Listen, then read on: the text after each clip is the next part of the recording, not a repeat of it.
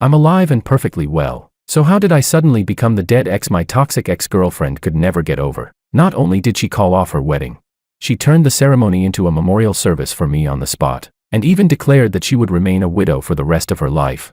And it all started with a single message from my wife. Back then, I spent 7 years helping my ex-girlfriend build her business from nothing. Yet on the eve of our wedding, she cheated on me. Utterly disappointed, I ended our relationship. 3 years later, she contacted me again, only to invite me to her wedding. At the time, I was on my honeymoon by the sea with my wife. My wife snatched my phone, read the message, and let out a silent, cold laugh. Then she replied, "I'm sorry, but he can't make it. George passed away from cancer last month. His body has already been cremated." I was speechless. Chapter 1. Ignoring my expression, my wife continued typing. "You were the only woman my brother ever loved. Please allow me to offer you his blessing on his behalf. Congratulations on your wedding. I found a bank card among my brother's belongings. It contains the wedding fund the two of you saved together. Consider it his wedding gift to you. Before he passed away, my brother said his greatest regret in life was never getting to marry you, but he will always love you, and he hopes you will be happy forever." After finishing her dramatic masterpiece, my wife tossed the phone back to me. When I saw what she had written, my jaw nearly hit the floor. Anna frowned and let out a cold snort. "What? Are you upset because I lied to her?" I shook my head helplessly. "No. But haven't you noticed that everything you wrote sounds like you're cursing me? Cancer, cremation, dying because I couldn't be with the woman I loved. Did you really have to make my death so miserable?" Anna finally realized what she had done and immediately looked a little guilty. "Should I unsend it?"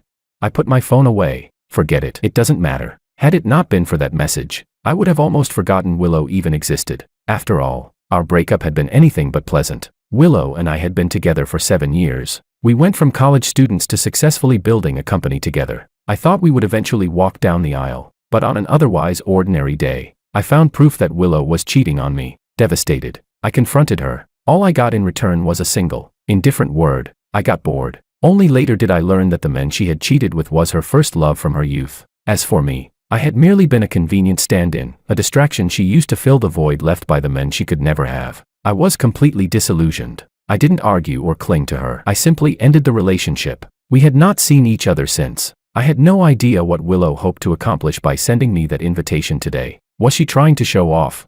Or did she simply want to get under my skin?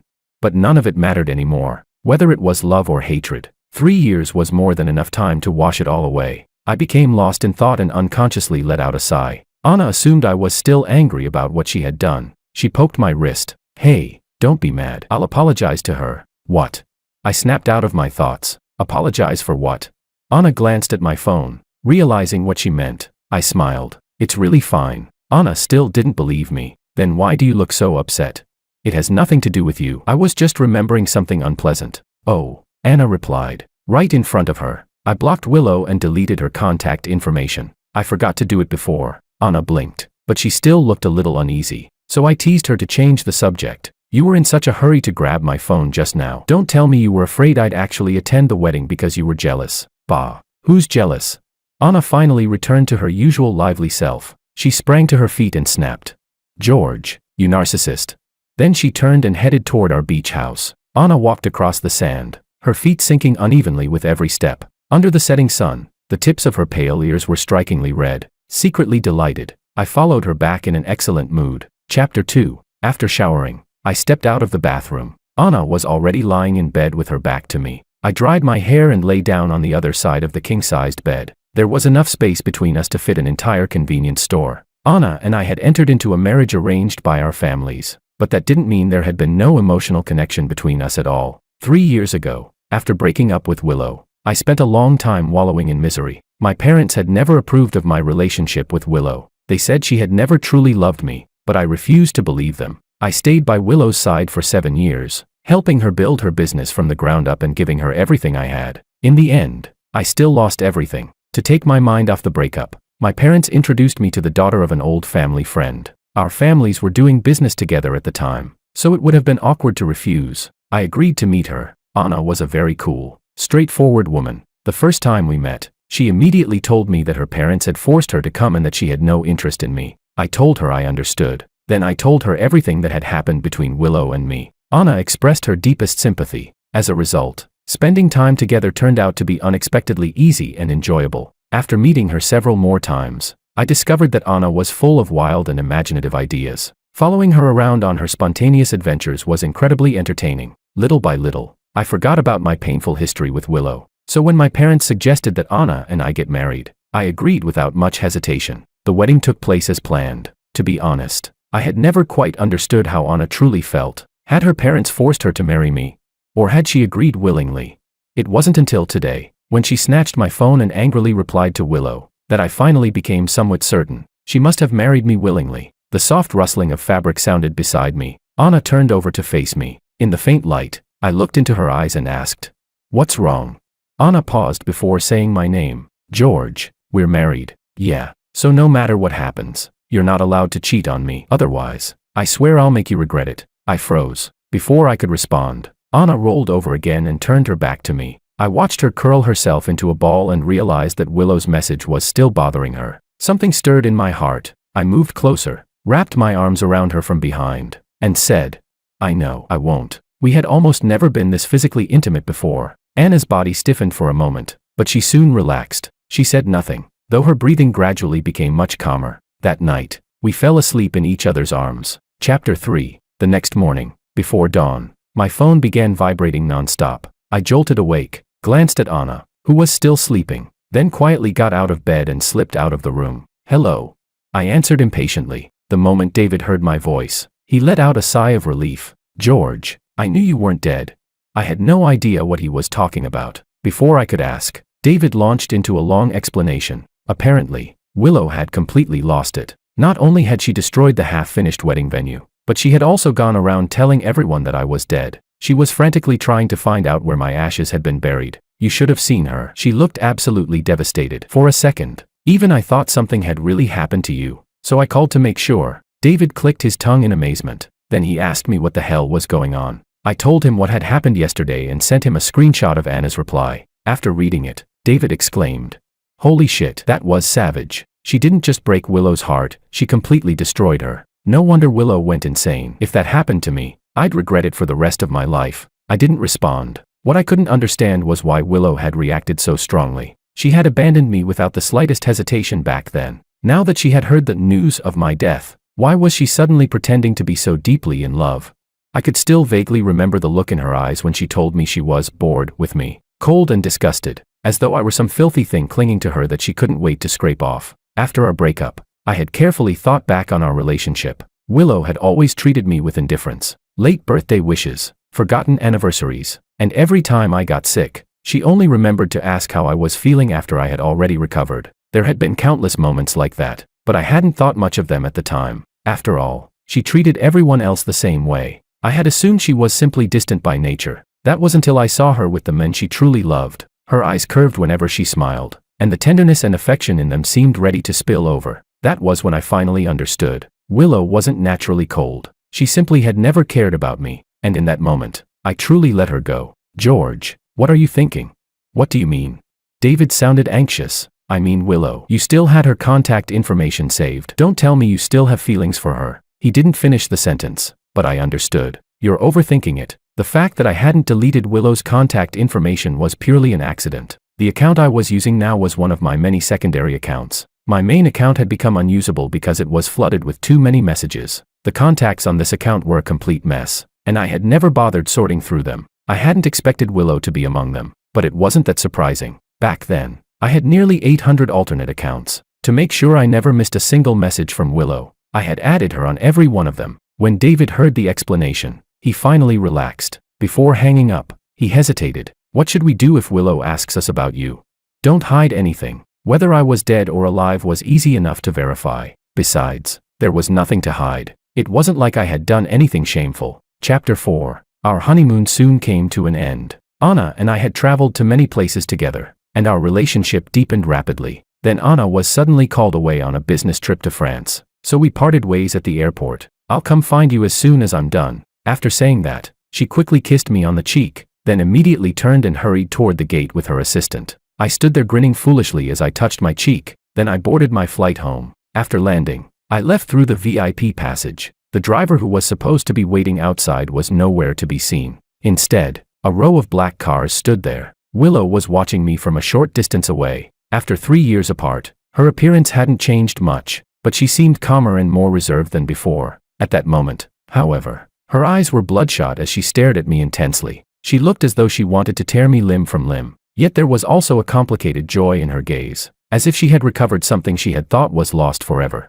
I glanced at her once, then looked away. As I tried to contact my driver, I walked straight past her. The driver wasn't answering his phone. I was already getting irritated when Willow suddenly grabbed my sleeve. "George, you got what you wanted." I stopped and turned to look at her with a frown. I had no idea what she meant by that out-of-nowhere accusation. I said nothing and tried to pull my sleeve free, but Willow tightened her grip. Her eyes were red, seeming to understand my confusion. She twisted her face bitterly. "Those messages you sent, you did it to get revenge on me, didn't you? Well, congratulations, you succeeded. I haven't slept properly for days because I thought you were dead. I even destroyed my own wedding with my bare hands. Are you satisfied now?"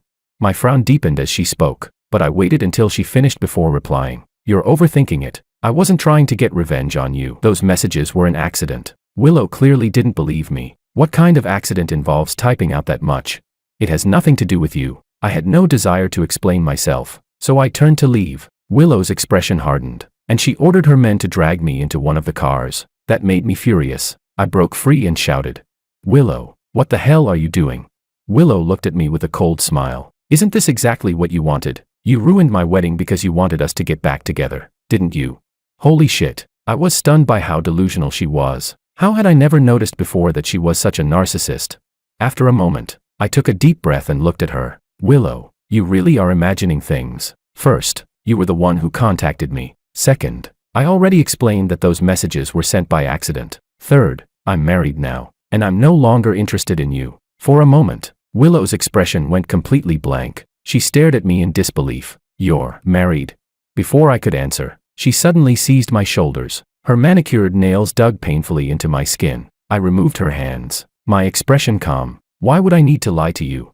"Because you wanted to ruin my wedding to Makoto." Chapter 5. Makoto was the man Willow had truly loved all along. They had grown up as childhood friends and next-door neighbors. Makoto was 1 year older than her, and Willow had secretly loved him from an early age. After graduating from high school, she decided to confess her feelings, only to discover that Makoto already had a girlfriend. She had no choice but to give up. Even so, she followed Makoto to the same university. There, she watched helplessly as he and his girlfriend enjoyed a loving relationship. It caused her unbearable pain, but there was nothing she could do. That was when I appeared. For me, it was practically love at first sight. Willow was exceptionally beautiful and academically gifted. Her only flaw was her cold, distant personality. Because of that, she was always alone at school and usually went everywhere by herself. Once, I happened to see her feeding the stray cats on campus and talking to them as though they could understand her. It was completely different from her usual aloof demeanor. She looked kind of adorable. The moment that thought crossed my mind, I knew I was done for. I didn't hesitate or play games. I immediately began pursuing her. At first, Willow refused to accept me. It was as though she were surrounded by an impenetrable wall of glass, leaving me northwest chance to get close. Then one day, there was a torrential downpour. Willow hadn't brought an umbrella and was stranded in the library. Just as I arrived to find her, a deafening clap of thunder exploded overhead. Willow screamed and curled into a ball, drawing the attention of everyone nearby. It was the first time I had ever seen her so frightened and vulnerable. Without thinking, I rushed over and wrapped my arms around her. Then I took her somewhere quiet so she could calm down. Once she had recovered, Willow told me she was terrified of thunder. After that day, we somehow became much closer. Willow even began asking me out herself. I was ecstatic and never stopped to question why. It wasn't until after our breakup that I finally learned the truth. Willow's mother had been unable to cope with her husband's infidelity. On a stormy night, she took her own life, and Willow was the one who found her. Makoto had rushed in and covered Willow's eyes. What happened in the library that day had reminded her of Makoto. She had seen his shadow in me. That was the real reason she had agreed to date me. I had been Makoto's damned substitute all along. The car sped down the road. Willow's words surprised me for a moment, but I quickly regained my composure. I looked at her calmly. "I never intended to ruin your wedding. If those messages caused you trouble, then I apologize." Yet instead of accepting my apology, Willow's expression grew even darker. "George, do you really not care that I'm getting married?" "I don't." She stared into my eyes. There was no forced indifference or pretense in them. Every word I said was true. Willow's expression darkened. After a brief silence, she asked, "What if I regret it?" I frowned slightly. She continued, "What if I told you that I don't actually want to marry Makoto?" That I misunderstood my feelings for him and mistook gratitude for love. That I regret breaking up with you now, would you? She didn't finish the question, but I understood what she meant. My expression remained unchanged. I felt neither disgust nor happiness. No. My answer was firm and final. Willow's expression shifted, and she looked deeply hurt. Still unwilling to give up, she asked, "Are you really married?" I nodded. She asked again, "And did you marry her willingly?"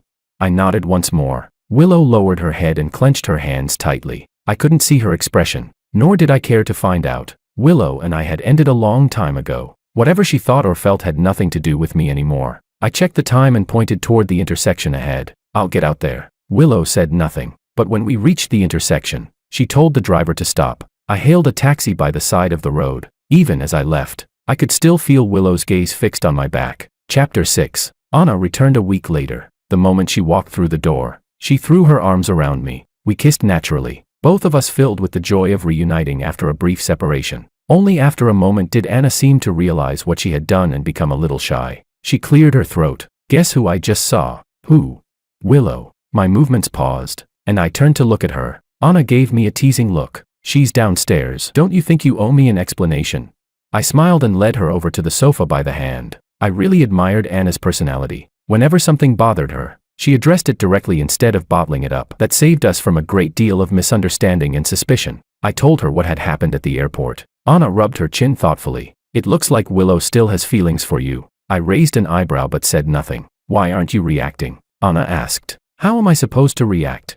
Anna couldn't come up with an answer. She lay down with her head resting on my lap. "Whatever, as long as she doesn't interfere with our lives. I don't care." I wrapped my arms around her and murmured, "Yeah." Anna hadn't rested properly during the flight. After a quick wash, she went into the bedroom to sleep. I waited until she had fallen asleep before walking into the living room. Looking down through the floor-to-ceiling windows, I saw countless cars below, tiny as ants and impossible to distinguish from one another. I took out my phone and dialed a number. The call connected quickly, but no one spoke. My voice turned cold. "Willow, I know you're listening. I don't know what you're trying to do, but stay out of my life. More importantly, do not appear in front of my wife and give her any reason to misunderstand. Consider this both a request and a warning." Willow still said nothing, but I could hear her breathing slightly faster on the other end. I didn't say anything else and ended the call. I glanced toward the bedroom, and my expression softened. The reason I had treated Willow with such indifference before was simply that she was no longer worth any emotional reaction from me. Whether it was her ridiculous claims or her outrageous behavior,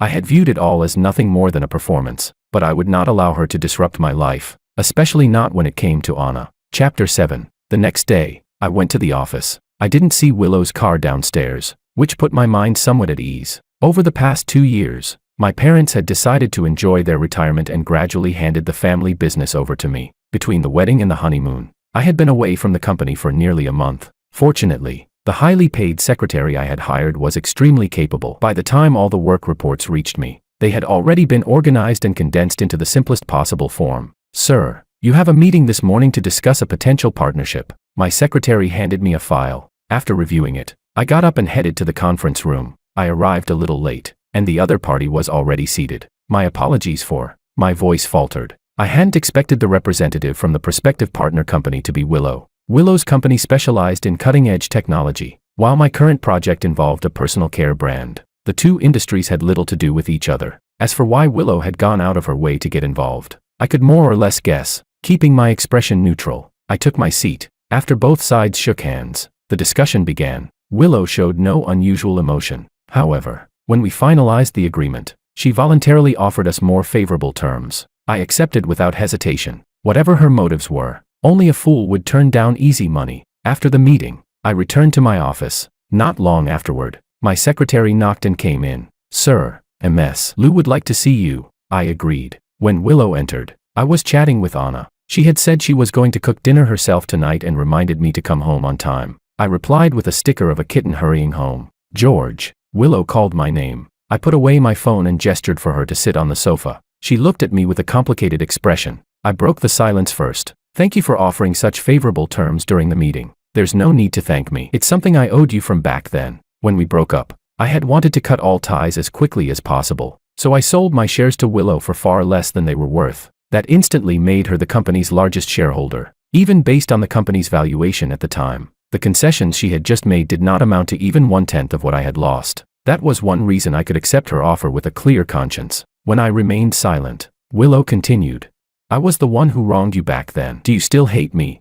I fell silent for a moment. To be honest, I had hated Willow with every fiber of my being back then. But now, when I thought about the past, I felt nothing at all. It was merely an unpleasant chapter in my life. There was no reason to keep dwelling on it and making myself miserable. I wouldn't say I hate you, but I don't want to see you again either. The moment I finished speaking, all the color drained from Willow's face. Her lips trembled. I only want to make it up to you. I had never heard Willow speak in such a humble, almost pleading tone before. When we were together, I had always been the one at a disadvantage. To put it bluntly, I had been quite the simp. Once, Willow wanted to try a wildly popular jiggly cake from a shop near our university. I got up at 6 in the morning and stood in line just so she could eat it before her first class. But after 2 bites, she got tired of it, so I finished what she left behind. Later, when we started our business, my parents kicked me out because I refused to break up with Willow. They froze all my cards and even ordered my friends not to help me. Willow and I lived in a basement apartment. Every day, we ate plain noodles with 1 egg each.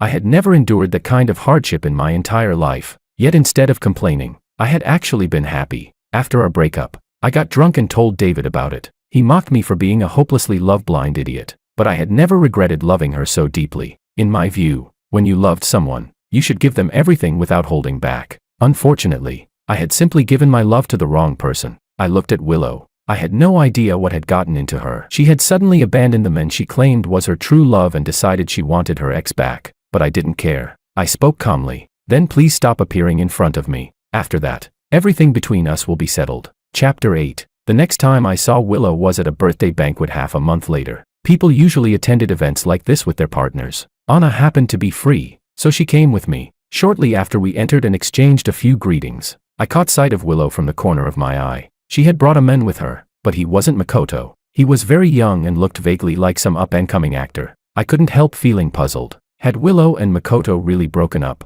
Anna noticed it too. She discreetly pinched my waist and whispered, "That man with Willow isn't Makoto, is he?" I looked at her curiously. "You know what Makoto looks like?" Anna cleared her throat, looking slightly embarrassed. I might have done a tiny bit of investigating. When?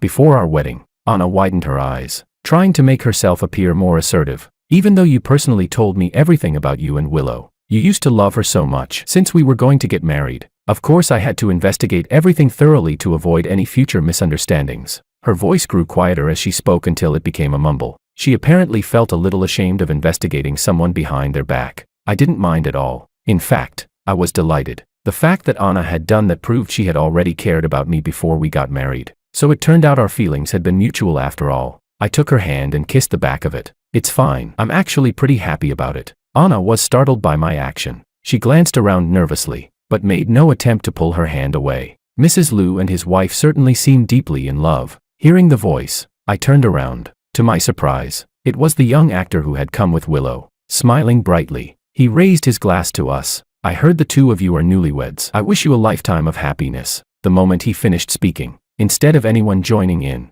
the people around us exchanged strange looks. Willow stood a short distance away, her expression unreadable. Many people in our social circle knew that Willow and I had once dated. Even the reason for our breakup was no secret, and with a little digging, anyone could find out why Willow had suddenly lost control and destroyed her own wedding not long ago. As a result, the drama between Willow and me had become the hottest gossip in the circle. Some claimed that Makoto and I had each been her true love at different times. Others said Willow had never gotten over me. Some insisted that I had been Willow's real true love all along. There were even people saying Willow was now desperately chasing the ex she had cruelly discarded. Others were placing bets on whether I would abandon Anna and rekindle my relationship with Willow. But everyone only joked about it in private. No one dared bring it up to my face. I couldn't tell whether this young actor was genuinely clueless or simply stupid. He had come as Willow's date, yet openly congratulated Anna and me on our marriage. Wasn't that practically slapping Willow across the face?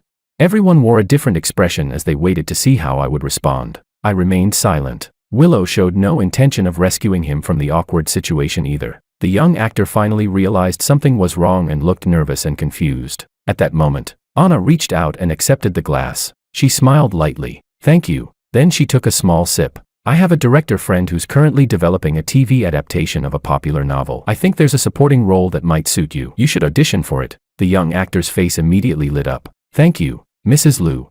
Anna then raised her glass toward everyone and smiled gracefully. Today isn't George's and my event, so we shouldn't steal the birthday celebrant's spotlight. We'll host a separate banquet for everyone another day, and when that happens, no one will be allowed to leave without offering us a few blessings. Her response was both polite and playful. It instantly broke the stifling atmosphere. Everyone around us laughed and readily agreed. Only Willow's expression darkened considerably. The young actor walked over and excitedly said something to her, but she responded with an icy glare. He immediately looked bewildered and helpless. Anna watched them leave and let out a cold snort. If she wanted to know whether our marriage was happy, she could have just asked. Using someone else as a pawn to test us. What a cheap trick. Then she pinched my waist again. This is all because of your crazy admirer. I flinched from the pain and protested innocently. What does this have to do with me? Anna ignored me and turned away to chat with some acquaintances. Before leaving, she shot me a glare. Don't talk to me again until the banquet is over. Take that time to reflect on what you've done. I was speechless. Chapter 9. After making the rounds and drinking with everyone, the alcohol began to hit me. I found a quiet balcony where I could take a break. Suddenly, the sound of an argument came from the room next door. My hand paused as I raised my cigarette. I recognized one of the voices as Willow's. The next second, the door behind me flew open. Willow strode out in her high heels, her expression dark. A man followed close behind her. I glanced at him and recognized Makoto. I was somewhat surprised by how he looked now. I had met Makoto back in college. At the time, he had been a handsome, refined young man, clean-cut, occasionally wearing glasses, gentle and easygoing with everyone. He had been exactly the type young women found irresistible. But the Makoto standing before me now had gained quite a bit of weight and wore thick black-framed glasses. Perhaps because he had come in a hurry, his clothes didn't fit him properly. His hair was messy and unkempt as well. Standing beside the glamorous Willow, he looked, to put it bluntly, like a toad beside a swan. The two of them had clearly been arguing fiercely. There was a distinct handprint on Makoto's face. He cursed at her. Willow was about to fire back when she suddenly noticed me standing on the balcony. The words caught in her throat, and she stopped walking. Makoto immediately caught up with her, his face twisted with rage. Willow, stop right there. You were the one who seduced me back then and ruined my relationship with my girlfriend. You promised you'd marry me, so what the hell do you mean by backing out now? And you think you can just pay me off? That pathetic amount of money wouldn't even satisfy a beggar. I'm telling you, you're marrying me whether you like it or not. Otherwise, you'll regret it. With every word he spoke, Willow's face grew paler. By the end, she looked ashen. She stared at me in panic, seemingly wanting to explain herself. I didn't look at her. I turned around and left the scene. Whatever Willow's reason for cheating had been, it had nothing to do with me anymore. Just as I was walking past them, Makoto happened to catch sight of my face. He froze. The next second, he released Willow, lunged forward, and grabbed me by the collar. George, I finally caught you. This is all your goddamn fault. I knew there had to be a reason that bitch Willow had been acting so strangely toward me lately. She barely cared about planning the wedding and spent every day distracted, so she was thinking about you. You sent one fake message saying you were dead, and Willow completely lost her mind. She destroyed the wedding venue and turned me into a laughingstock in front of my relatives, friends, and co-workers. Have you two been having an affair behind my back this whole time? Willow broke up with you because of me back then. You must have hated me for it, but let me tell you something. The only reason Willow ever dated you was because you did exactly what I once did. She was afraid of thunder. And you happened to be there. When she looked at you, all she saw was me. You actually thought she loved you. Makoto roared in my face. His features were twisted with fury, and his eyes looked ready to burst from their sockets. He sprayed spit all over my face, making my stomach turn. Before I could do anything, however, someone slapped him hard across the face. Willow stood there with her hand raised, glaring at him furiously. Shut your mouth. You're not even worthy of being compared to George. He suffered with me and helped me build my company from the ground up. All you ever do is ask me for money like a parasite. I've had enough of you. My refusal to marry you has nothing to do with George. You're the one who disgusts me. Makoto turned his head back toward her with a cold sneer. So I'm trash.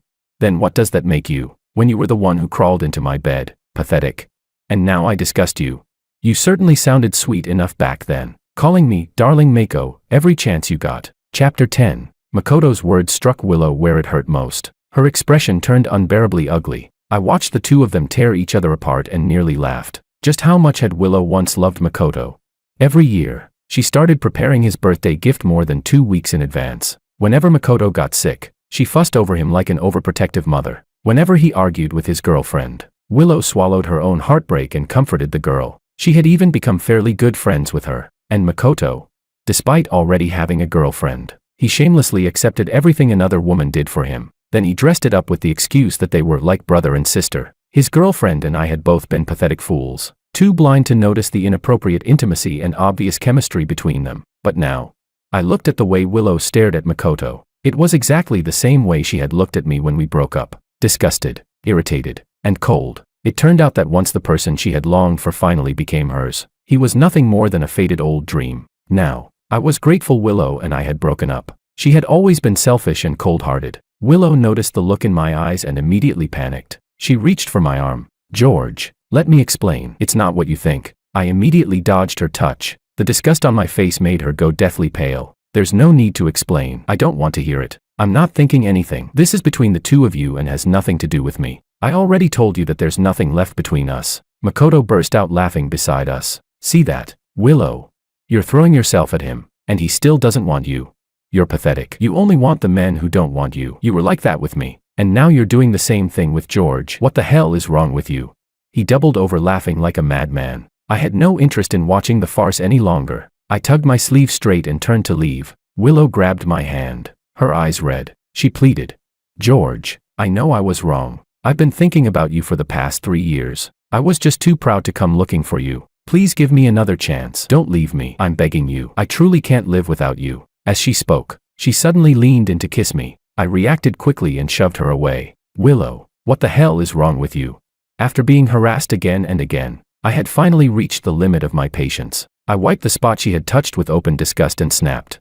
Then die. Willow froze in place, staring blankly at me. Tears slid from the corners of her eyes. With her beautiful face, she looked heartbreakingly pitiful, but I didn't even want to look at her. George, are you really that cruel? I replied coldly.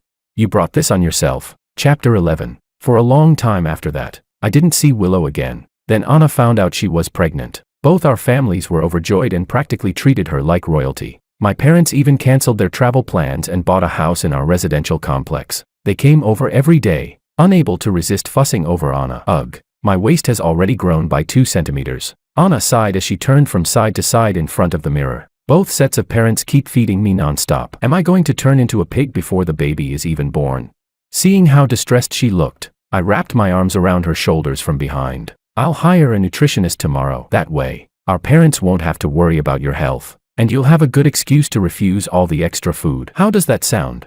Anna's eyes lit up, and she nodded vigorously. I had just breathed a sigh of relief when she pointed at a row of clothes nearby. None of my old clothes fit anymore. I need an entirely new wardrobe. Understanding what she was getting at, I smiled helplessly. I handed my card to the sales assistant, who happily hurried off to ring everything up. By the time we left the mall, it was already dark. We had spent the entire day shopping. My feet felt like they no longer belonged to me. Anna, on the other hand, was still bursting with energy. Compared to her, I felt as though I were the pregnant one who needed looking after. My hands were full of shopping bags, and 2 sales assistants followed behind us carrying even more. You could have just had the clothes delivered to the house. Why tire yourself out by coming here in person? Anna climbed into the passenger seat and huffed. That wouldn't be any fun. The whole point is enjoying the shopping and choosing everything myself. I showed her the red marks the bags had left on my hands. Right, you get to enjoy the shopping while I carry everything. Anna arched an eyebrow. You don't like it? I immediately corrected my attitude. Of course I do. It's an honor. Anna finally looked satisfied. I fastened her seatbelt and started the car. The sky was dark and heavy, as though a storm was about to break. It looks like it's going to rain. Let's hurry home. I glanced outside the car and suddenly froze. I wasn't sure whether my eyes were playing tricks on me, but I thought I saw Willow. Anna noticed me staring into the distance. What's wrong?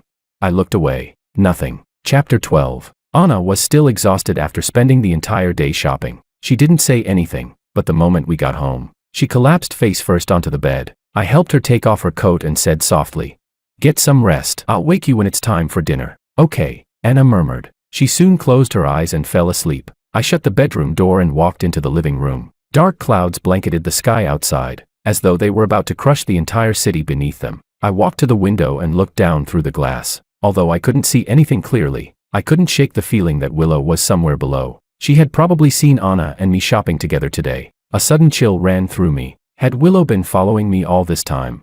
I wasn't afraid for myself, but I was afraid she might do something to Anna. As far as I knew, Willow had never been an extreme or irrational person, but Anna was pregnant now. She and our child were the two most precious people in my life. I couldn't afford to take any chances. After thinking it over, I called Willow. As expected, she answered almost immediately. I got straight to the point. Willow, I saw you at the mall today. There was a long silence on the other end. She didn't deny it. I knew I had been right. A wave of anger surged through me, but I forced it back down. Willow, don't do this again. Nothing you do will change the way things are. And stay away from Anna. She means everything to me. If anything happens to her, I don't know what I might do. Do you understand? There was still no response. Just as I was about to hang up, Willow's hoarse voice came through. I'm sorry, I didn't mean any harm. I just wanted to see you. I lowered my voice, but I don't want to see you. I have a new life now, and I'm happy. The best apology you can give me is to stay out of my life. Willow's breath caught. I heard her begin to cry. Her voice choked with emotion. She was about to say something else when a bolt of lightning suddenly split the sky, turning the night white. A deafening crack of thunder followed. Even the floor-to-ceiling windows seemed to shake. A terrified scream came through the phone. Willow's voice trembled. George, the thunder is so loud. I'm scared. I'm really scared. Can you come find me?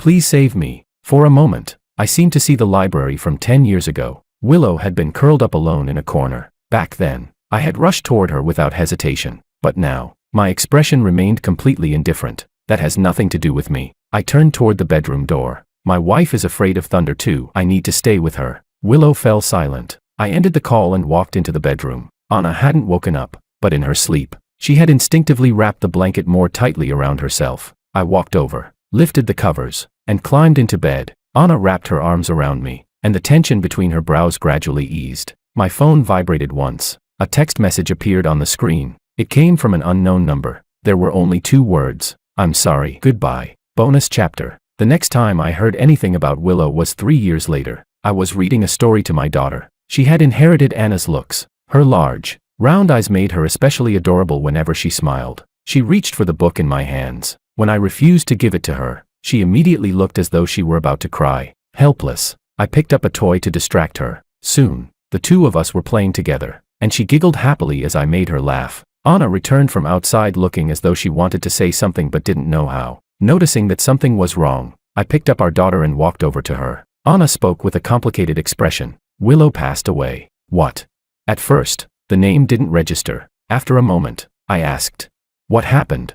Willow had moved abroad 3 years ago. Anna sighed. Cancer. I heard she underwent treatment for a long time, but she had no will to live. In the end, even the doctors couldn't save her. Cancer. I remembered the message Anna had sent all those years ago. I never expected her words to come true. The only difference was that I wasn't the one who had gotten cancer. No wonder Anna looked like that. I kissed her cheek and said softly, it's okay, it wasn't your fault. Anna nodded. I know. I just feel a little unsettled. I guess we really shouldn't say things like that carelessly. She patted her cheeks to pull herself together, then turned and headed into the kitchen. She said she had recently been experimenting with a new dish and wanted to make it for us. I continued playing with our daughter. Just then, the computer chimed as a new email appeared. I froze when I saw the sender's name. It was Willow. After hesitating for a moment, I deleted the email without opening it. Since there was nothing left between us, there was no reason to leave behind even the slightest lingering attachment.